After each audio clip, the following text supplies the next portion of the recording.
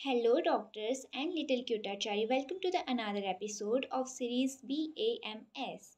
तो देखो ये वाला जो एपिसोड है ना, ये फर्स्ट प्रॉफ को लेकर के कम्प्लीटली डेडिकेटेड है। जब तुम फर्स्ट प्रॉफ में एंटर करोगे तो तुम्हें काफ़ी सारे श्लोक्स देखने को मिलेंगे और श्लोक के साथ में एकदम कॉम्पेटिबल हो जाओ कि श्लोक तो ठीक है, याद करना ही पड़ेंगे। और तुम अभी फर्स्ट प्रॉफ में जितने श्लोक याद कर लोगे, तुम्हारे लिए जैसे जैसे तुम आगे बढ़ोगे तुम्हें कम से कम मेहनत करना पड़ेगी। सेकेंड प्रॉफ में लीस्ट श्लोक, फिर नेक्स्ट प्रॉफ में और कम श्लोक, और पीजी में तो तुम्हें बस रिवाइज करना पड़ेगी चीज़ें। इसीलिए फर्स्ट प्रॉफ में श्लोक को लेके घबराओ नहीं, आराम से कर लो, हो जाएगा। एक बार ट्रिक जान जाओगे याद करने की तो तुम्हारा माइंड उस हिसाब से प्रिपेयर हो जाएगा और कर लोगे तुम। फिर बात आती है मॉडर्न सब्जेक्ट्स यानी एलोपैथ सब्जेक्ट्स की, जैसे एनाटमी और फिजियोलॉजी। तो देखो वो दोनों सब्जेक्ट्स बहुत अच्छे से पढ़ो।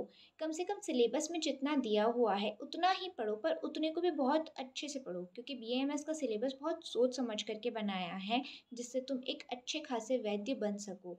तो तुम्हें जो जो भी तुम्हारे सिलेबस में दिया है उसे पढ़ो, और उसे भी अच्छे से पढ़ो। फिजियोलॉजी के लिए तुम ए जैन ले सकते हो, और एनाटमी के लिए तुम बीडीसी ले सकते हो। ग्रेस तक जाने की कोई ज़रूरत नहीं है। एक और अगर बहुत बेहतर होगा कि तुम कोई सब्सक्रिप्शन ले लो, जैसे ऑस्मोसिस का या प्रेपलेटर वगैरह किसी का अगर तुम सब्सक्रिप्शन ले लोगे तो तुम्हें इतनी भी मेहनत नहीं करना पड़ेगी। तुम्हें नोट्स भी मिल जाएंगे और तुम्हें समझ में भी सारा आ जाएगा, क्योंकि ज़रूरी नहीं कि हर कॉलेज की फैकल्टी इतनी अच्छी हो कि वो सब कुछ पढ़ाएं। मान के चलो कॉलेज में आकर के तुम्हें कोई पढ़ाने वाला नहीं है, तुम्हें खुद ही पढ़ना पड़ेगा। फिर हम बात करते हैं नेक्स्ट सब्जेक्ट्स, जैसे पदार्थ विज्ञान और संस्कृत वगैरह की। तो देखो पदार्थ विज्ञान ना बस इसी साल है, और वो ज़्यादा कुछ आगे चल के काम आता भी नहीं है। ऐसा हमारे यहाँ के बड़े वैद्य तो कहते हैं कि बहुत काम का है, बहुत काम का है। पर सेकेंड प्रॉफ की एंड में मुझे जहाँ तक समझ में आया है, तो इसीलिए पदार्थ विज्ञान को भी नॉर्मली लो, जितना पढ़ पा रहे हो उतना पढ़ो। बाकी पदार्थ विज्ञान के कॉन्सेप्ट तुम यहाँ वहाँ पढ़ते ही रहने वाले हो।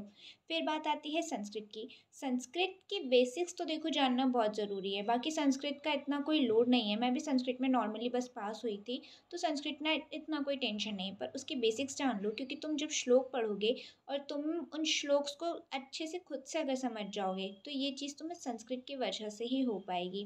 तो इसीलिए संस्कृत के बेसिक्स जैसे संधि वगैरह आएंगे, समास वगैरह आएंगे, इस सबको जान लो, इनके मीनिंग्स जान लो। बाकी मेन फोकस तो तुम्हारा होना चाहिए चरक संहिता पे और अष्टांग हृदय पर। इस साल भी तुम अगर नीट के पेपर जो AIAPJET हुआ है उसके बारे में सुनोगे तो तुम्हें पता पड़ेगा सबसे ज़्यादा क्वेश्चंस अष्टांग से ही आए हैं। इसीलिए अष्टांग को बहुत अच्छे से करो, चरक संहिता को बहुत अच्छे से करो। वैसे मैं जब करवाने लगूंगी तो उसमें तुम्हें पीजी के भी क्वेश्चंस में मेंशन करती चलूँगी, तो इसीलिए उसकी कोई दिक्कत है नहीं। और बस यहाँ पे तो तुम्हारा फर्स्ट प्रॉफ ख़त्म हो जाएगा। फिर हम बात करते हैं फैमिली, फ्रेंड्स एंड कॉलेज के माहौल की।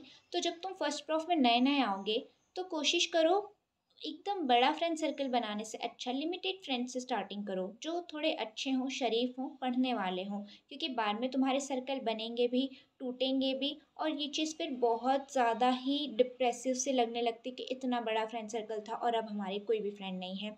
तो इसीलिए कोशिश ही ये करो कि तुम्हारे थोड़े थोड़े फ्रेंड्स रहें पर बहुत अच्छे रहें, जो कैरियर बेस्ड हों, जो अच्छी सोच रखने वाले हों, ऐसे फ्रेंड्स बनाना ज़्यादा बेहतर रहेगा। इसके अलावा मैं बात करूँ फैकल्टीज़ की, तो फैकल्टीज़ के बीच में फ़र्स्ट प्रॉफ में इम्प्रेशन बनाओ। मैंने ये देखा है कि हमारे यहाँ जिनका भी फर्स्ट प्रॉफ में इम्प्रेशन ख़राब बना उन्हें बहुत दिक्कत है, इसलिए अपने इम्प्रेशन पे वर्क करो। And that's it, first prof तो यहाँ पे हो जाता है ख़त्म। इस नेक्स्ट एपिसोड रहेगा सेकेंड प्रॉफ पर बेस्ड, इसीलिए thank you so much, stay tuned.